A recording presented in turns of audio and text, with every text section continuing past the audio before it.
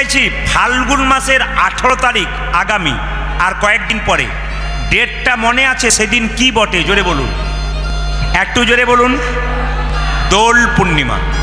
এই দোল পূর্ণিমাটার আরেক নাম হচ্ছে গৌর পূর্ণিমা, তাই তো? কেন? সেদিন মহাপ্রভুর জন্ম। কিন্তু হিন্দু জাতির সবচাইতে লজ্জার ব্যাপার কোথায় বলুন তো? এই আপনাদের দক্ষিণ চব্বিশ পরগনাতে আমি দোল পূর্ণিমার সময় থাকবো এই বছর।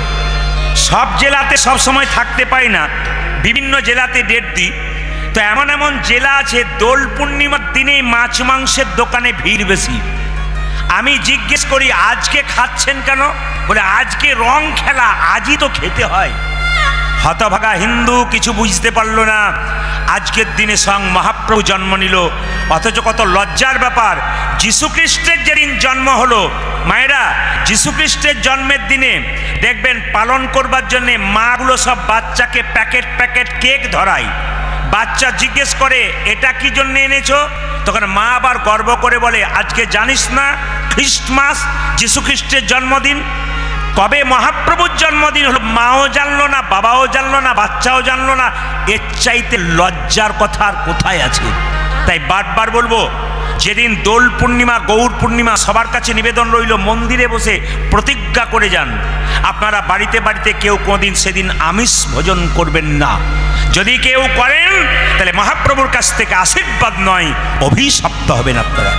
স্বয়ং কলিযুগের ভগবান সেদিন জন্ম নিল আর বাড়িতে মাছ মাংস রান্না হলো, এর চাইতে লজ্জা কি হতে পারে? তাই বারবার বলবো, সেদিন গৌর পূর্ণিমা, বাড়ির বাচ্চাদেরকে বুঝিয়ে দিন আজকে নিরামিষ খেতে হয়, আজকে গোবিন্দের চরণে তুলসী পত্র দিয়ে প্রসাদ পেতে হয়, আজকে সারাদিন গৌরকে স্মরণ করতে হয়। রাধাকৃষ্ণ মিলিততনু গৌরের কৃপায় আমরা এখানে আসতে পেরেছি, কলিযুগের ভগবানের জন্য আসতে পেরেছি। সবচাইতে দুঃখের ব্যাপার কি জানেন? যে নবদ্বীপ মায়াপুরে বিদেশের মানুষ এসে হরে কৃষ্ণ বলতে পারে না, হরে কৃষ্ণ বলতে বলে। ওরা হরে কৃষ্ণ বলতে পারে না।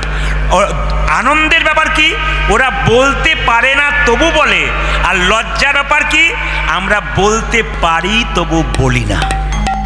আমরা বলতে পারি তবু বলি না, ওরা বলতে পারে না তবু বলে।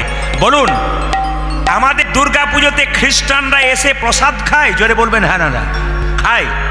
তাহলে যীশু খ্রিস্টের জন্মদিন পালনে এত মাতোয়ারা হবার কি দরকার আছে? না না, মানবেন, মহাপুরুষকে মানবেন, এত নয় যে তাকে মানতে গিয়ে আমার ভগবানকে হারিয়ে ফেলবো, এটা সবচেয়ে। তাকে মানবেন কিন্তু নিজের ভগবানকে ভুলে যাবেন, তা তো হবে না। তাই মহাপ্রভুর কথা ভাবতে হবে। এবার আপনাদের বলে দিই, সেই দিন দোল পূর্ণিমা মানে আবির মাখানো হয়। জোরে বলুন হ্যাঁ না না।